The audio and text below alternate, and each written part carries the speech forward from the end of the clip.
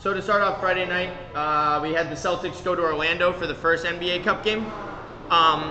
Biggest takeaways for that is that no matter how healthy the Boston Celtics are this year or how healthy their team stays this year, it's going to be very hard for them to be competitive.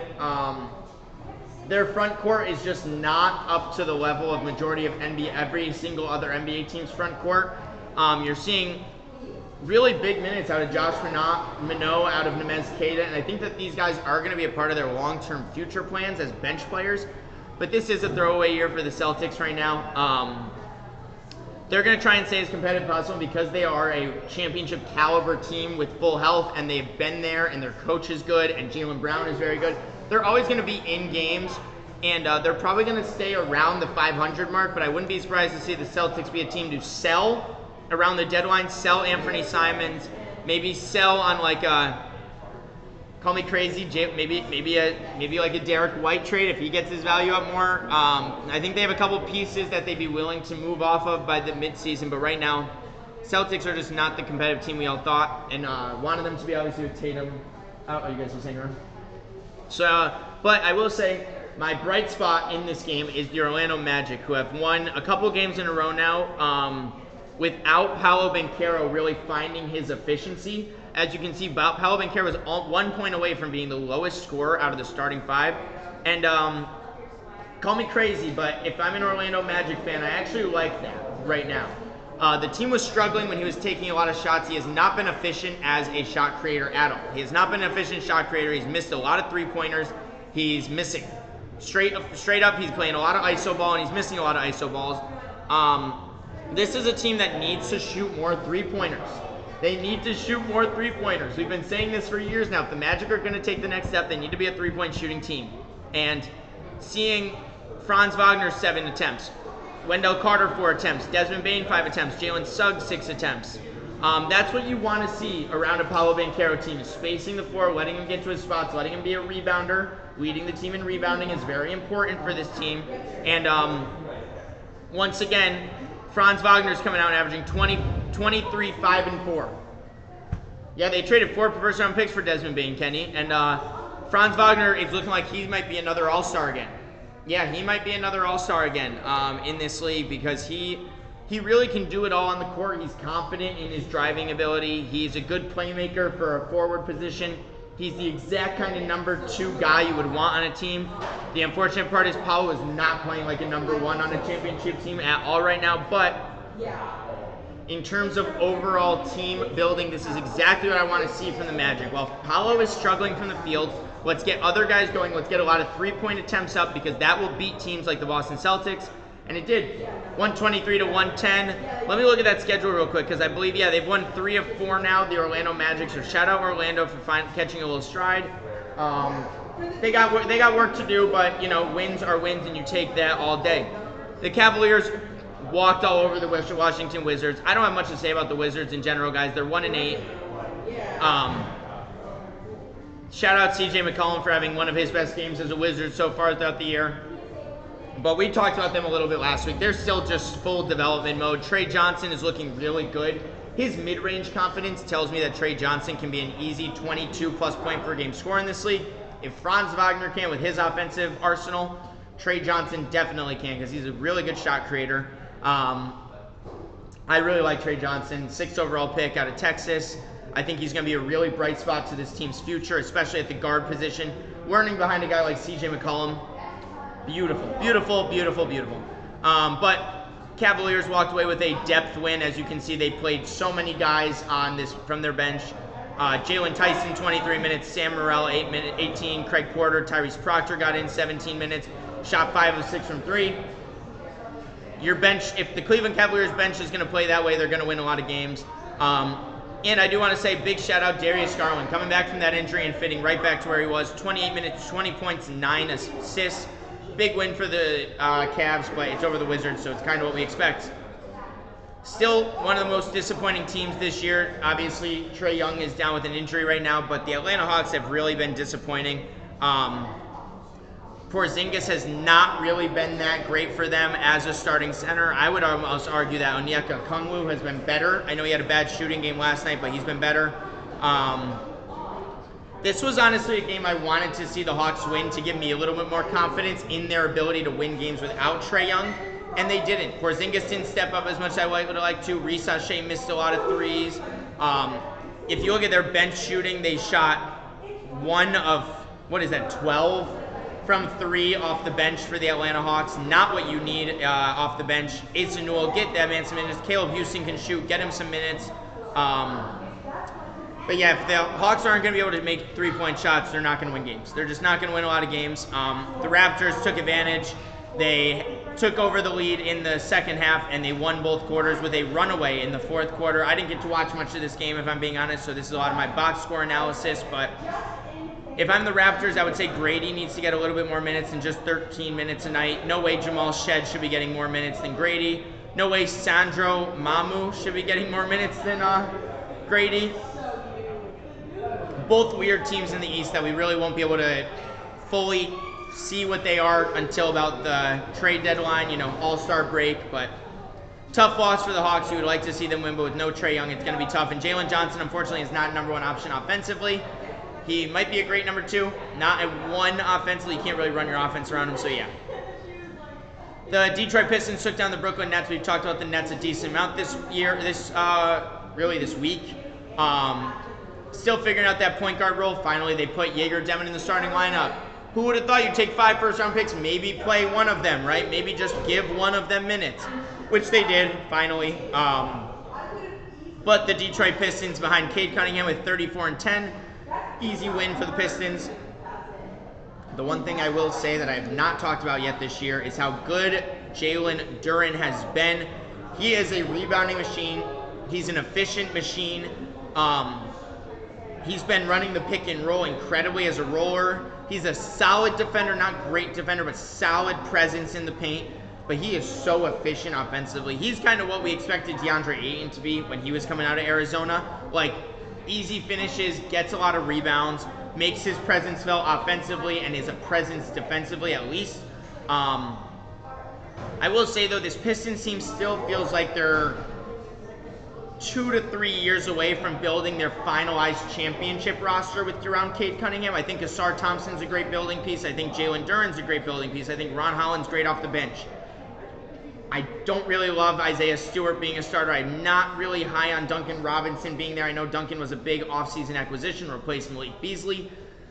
Not loving Duncan so far in this offense. I think the shot creating of a guy like Karis LeVert is bringing a little bit more what they need right now. This team really needs Jaden Ivey to stay healthy, and unfortunately Jaden Ivey has not been healthy for the past couple of years, and it really hurts the development of what the Pistons want to do. They are 7-2. They feel like one of those teams that's going to be very good in the regular season, might get to a top 4 seed in the regular season. But come playoff time, it's going to be Cade Cunningham and Jalen Duren versus a full starting 5 of a lot of these Eastern Conference teams. And it's going to be hard for me to find the confidence in trusting the Pistons over, say, a Cleveland Cavaliers or a Knicks. I still think they're a step behind, even like the 76ers. I still think the Pistons are 1 or 2 pieces away. Would love to see the Pistons be buyers at the trade deadline. Would love to see the Pistons be buyers at the trade deadline. Let's see what other games we have. Spurs-Rockets. This game turned out to be a fantastic one. This is one I do have notes on, so let me pull up my notes from this game when I was watching it. End of the second quarter, the Rockets were up 50-39 with 2 minutes to go in the second quarter, and the Spurs went on a 12-0 run by playing straight youthful basketball. They were running, they were hustling, they were taking weird shots that were confident shots, and it's kind of the Spurs basketball you expect right now while De'Aaron Fox has been out, while they're still running this weird lineup of Champagnie and Harrison Barnes next to Wemby. Sochan still getting back into his role. But yeah, my biggest takeaway from this Spurs-Rockets game is, one, that comeback at the end of the second quarter. They never looked back, and they played their way of basketball for the next 2 quarters. So shout out the Spurs in general for making that run. But here's what I want to say. This team, when they are hot, because of Wemby's gravity and the ability of his presence in the paint, Champagnie and Vassell are getting so many open threes that they better be able to make a role for themselves in the NBA. Devin Vassell is proving to me as a guy that is going to be around in the NBA, especially around on the Spurs, because he's a 6'5" forward that can shoot and shot create. Not the defender you kind of want there, but And Harrison Barnes is the glue with experience. You know what? It was really funny, Captain Kirk, watching Harrison Barnes match up against Kevin Durant yesterday, because KD was the guy that came into the Warriors to replace Harrison Barnes the year that HB left after the 3-1 comeback. And Barnes didn't look phased at all. He was very level-headed. You can tell he's a very emotionless player. Shot great from the field. 8 for 11 from the field. 6 for 9 from 3. All of them were open. It's very rare to see Harrison Barnes or Champagny not have an open 3 in this offense, because you have to go to Castle when he's driving. You have to go to Vassell when he's shooting. Wemby attracts like 4 different defenders, so those guys are always getting open 3s. So if they can hit their corner 3s and hit them, yes. Barnes, I wouldn't say lead, but I would say be that veteran presence that helps the team control themselves. For example, a lot of young teams after that big second quarter run that the Spurs have would come out and play hectic. They'd go back to playing in that hectic, crazy kind of run and gun like role. The Spurs brought it back to life. They went back to their game plan. They said, we can beat this team in the second half, and they did. They came out in the second half. I thought the third quarter for the Rockets was not good. I know that they had 32 points compared to the Spurs 35, but it felt like they were playing a lot of catch-up and not leading the game. A couple weird passes were happening, like, for example, Tari Eason at one point threw an inbound pass that went straight to a turnover, and then Steven Adams inbounded the ball right back to Tari Eason when Reed Shepherd's supposed to be the point guard, and Tari Eason had an 8-second violation. You gotta trust Reed Shepherd to play the point guard role, and it's showing me more and more that Fred VanVleet going down with that torn ACL is going to be what we look back on this Rockets team and say that team could have won the championship in 2025, but Fred VanVleet tearing his ACL is huge for this Houston Rockets team. And I know he's always there. He's in the locker room.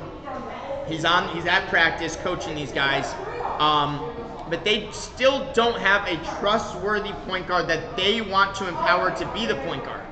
And that's what's going to be a killer for this Rockets team. Their lack of playmaking and their, I don't know what it is. There's something missing with this Rockets team when I watch. I don't know if it's Sengun that I'm not really loving right now, or it's Amen Thompson isn't really a point guard yet. There's something missing with this Rockets team, and the Spurs took advantage of it in the second half. They hit their open 3s, and they won the game.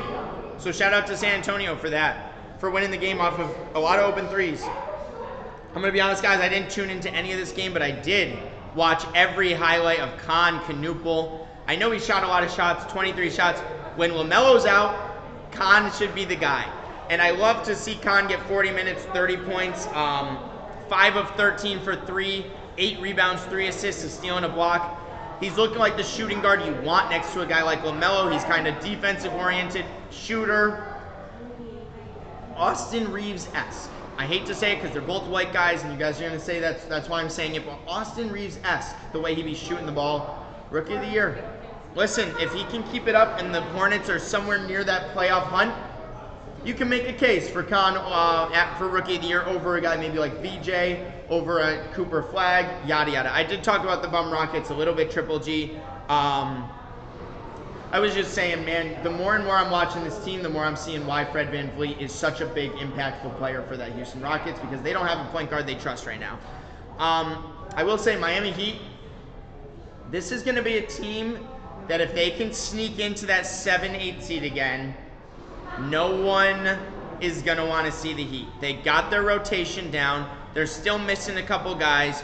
Bahame Hawkins has been very aggressive off the bench. Norman Powell has fit like a glove to this offense. I mean, his off-ball presence, his on-ball presence, he's not really a playmaker, but he makes plays for himself. I've loved. That's one of the most underrated acquisitions of the offseason. They traded nothing, basically, to get Norman Powell to their team. And Norman Powell is a very good basketball player for the Clippers the past couple of years. I don't see why they just gave him up for pennies on the dime. And Norman Powell is a 20-plus points per game scorer for this Miami Heat team. I'm very excited for when Pele Larson's minutes. I know he had a great game last night, 19, 4, 4, 8 of 11 from the field. Can't wait till those minutes get taken by Tyler Hero. This is going to be a team that if they can stick around 500, they're going to make that late season playoff push. They're probably going to be one of those low-end playoff teams. And I'm telling you, a one-seeded Knicks or a 1-seeded Cavaliers are gonna be given problems by this Heat team. They're gonna have a couple problems by this Heat team. That's all I gotta say on that game. Not much more. Mavericks are maybe the worst team in basketball, guys. I can't believe I'm saying that out loud, but Nico Harrison was wrong. I can tell you I'm saying that for a reason. Dallas has no structure. They have no structure. They don't have consistent rotations. As you can see, look at all these guys getting minutes. Caleb Martin, 18 minutes, no points, 1 shot. Najee Marshall, great game off the bench. Shout out Najee Marshall. Klay Thompson only getting 17 minutes now. Can't hit a shot. 0 for 5 from 3. Brandon Williams, 22 minutes off the bench. Jaden Hardy, 17 minutes off the bench. This team has no trust. No trust in each other at all. When I watch them on the court, they don't have playmaking. They don't have shooting. They look stagnant all the time. They look in their heads. They're not playing free basketball. I really hate what I'm watching out of the Dallas Mavericks to start the year. I thought this was going to be a team that fit pretty well. You know, I thought D'Lo was a great pickup. I thought Klay would be his kind of shooter guy. Anthony Davis is obviously out with an injury, but like the first game they traded for Anthony Davis, he went down with an injury. What are we expecting? Him to stay healthy at 32 years old after he's been hurt from 26 to 30? No. Mavericks, like, I don't want to talk too much about the Mavericks because it's just going to boil me down to getting back and ripping on Nico Harrison. But man, Mavericks look like a bad team right now, and they got a lot of stuff they got to figure out if they're going to move forward with this. But yes, what Triple G said is correct. Cedric Coward is a very, very good basketball player. He's a perfect NBA build. He's got long wingspan. He can defend. He can rebound. He can make the extra pass, and he's an efficient shooter. If you're an efficient catch-and-shoot shooter as a forward, you're going to find a role in the NBA. And Cedric Coward, 21 points, 9 rebounds, 4 assists, no turnovers, 7 for 10 from the field, 3 for 5 from 3. It's so funny, right? Because this Memphis team keeps finding all these wings that we're like, yo, they keep finding another steal in the draft. But yet I'll keep saying it. If their number one option on a playoff championship team that you want to be is a under 6'3" guard, John Morant is under 6'3" guard, and your name is not Steph Curry, you have a ceiling to your roster. And I think the Memphis Grizzlies are always going to have this ceiling over their heads with John Morant as their number one option. Triple J cannot be taking 9 shots in a game. Like, I understand Memphis won this game. Memphis won this game because Dallas is just a worse basketball team right now. Still don't feel good about Memphis. I got to watch a lot of this game for some reason. I don't know why, but I, for some reason, watched a lot of this Bucks-Bulls game. And unfortunately, I didn't watch the fourth quarter pull away by the Bucks. Of course, that's the part I missed. But for all you Knicks fans that come into my stream and tell me, no, I don't want to trade Karl-Anthony Towns and a couple other pieces for Giannis, don't speak basketball. Giannis is a top 3 player in basketball. 41 points, 15 rebounds, 9 assists, 2 steals, 2 blocks. Oh my gosh, this man is going ballistic.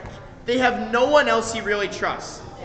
They're paying $22 million a year over the next 5 years for Damian Lillard to not play for their team.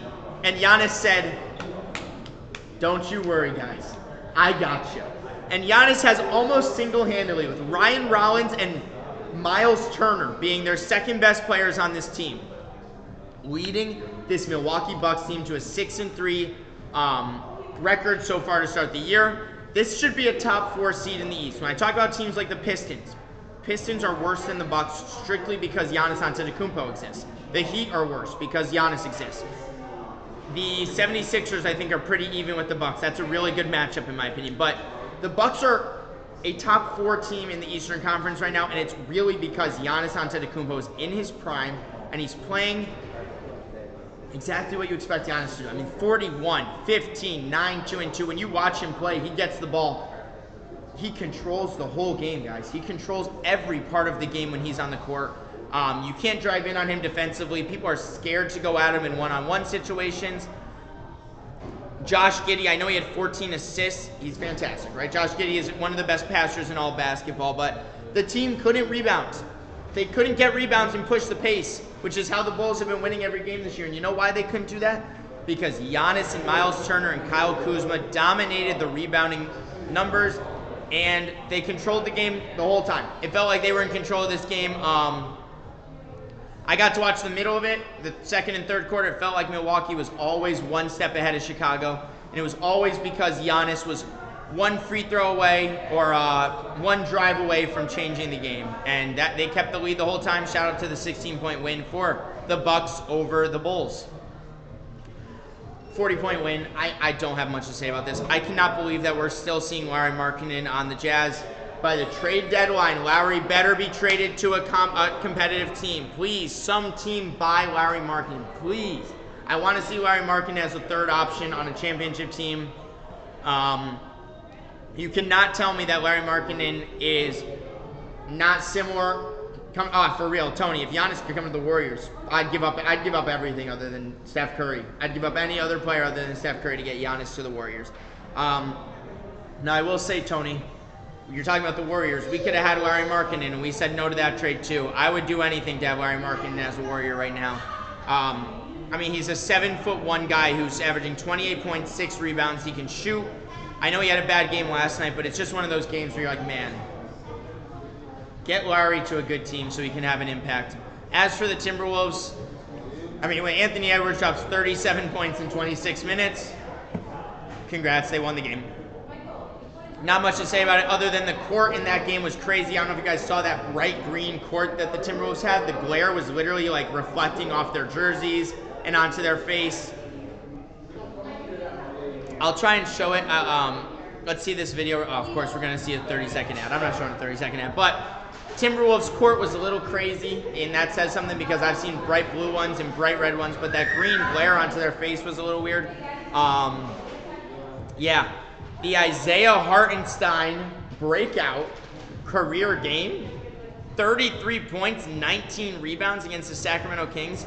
If this doesn't tell you that the Kings are one of the worst defensive teams in basketball, I don't know what will. Once again, guys, my takeaway from the Sacramento Kings, they lost by 31 points. Russell Westbrook, 24 points, 6 rebounds, 5 assists, 9 assists is that.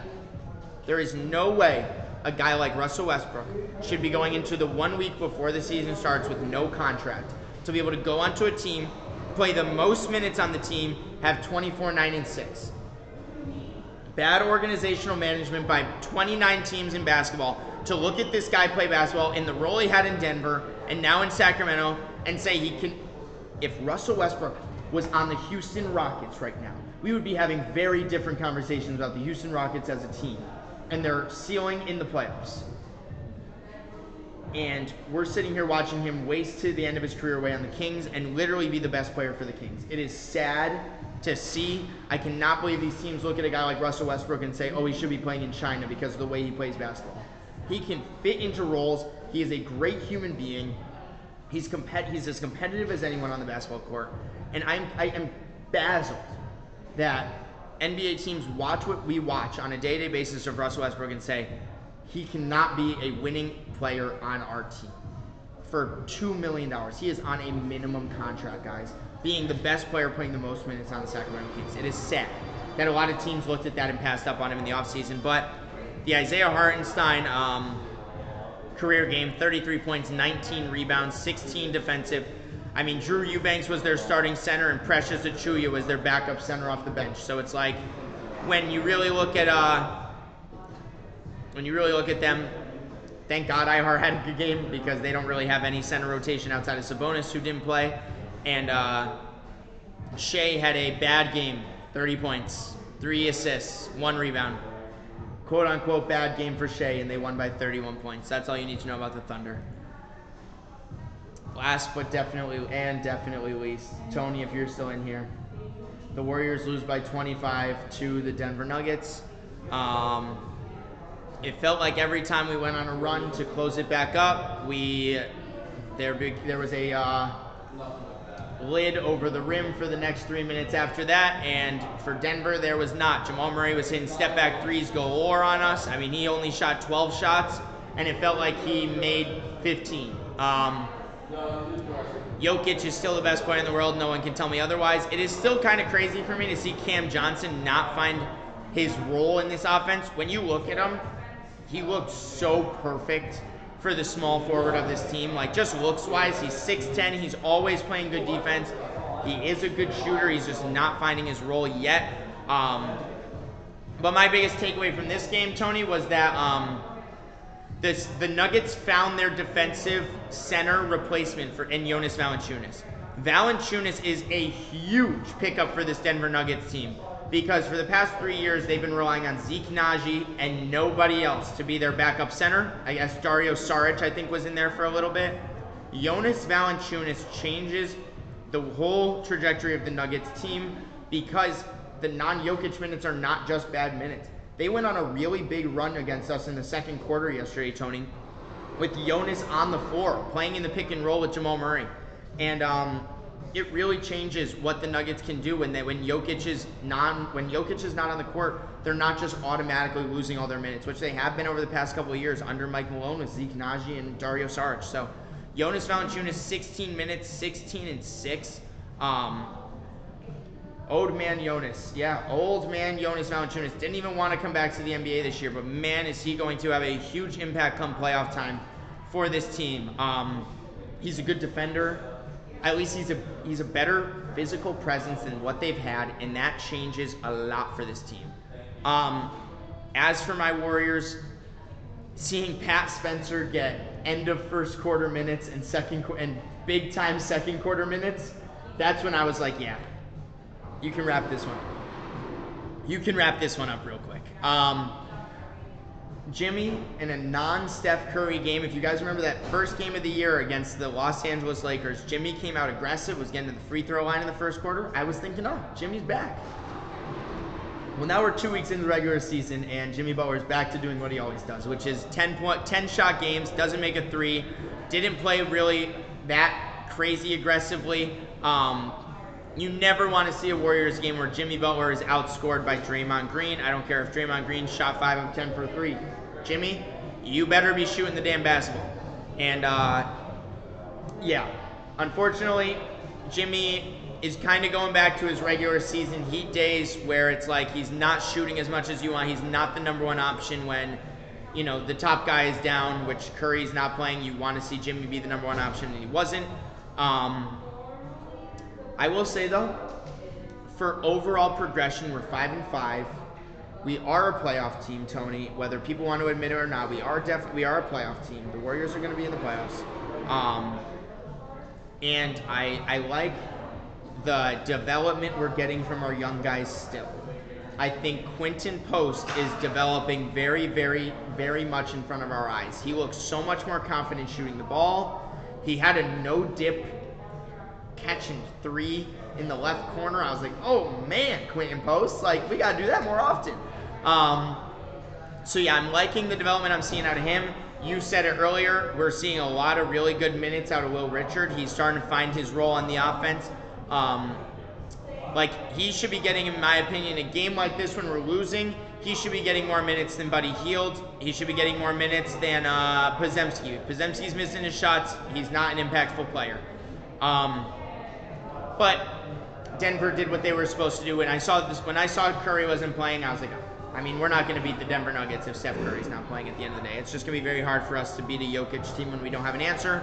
And we didn't have an answer. Jimmy Butler did not show up to be the answer. So Jokic did what he did, 26, 9, and 9.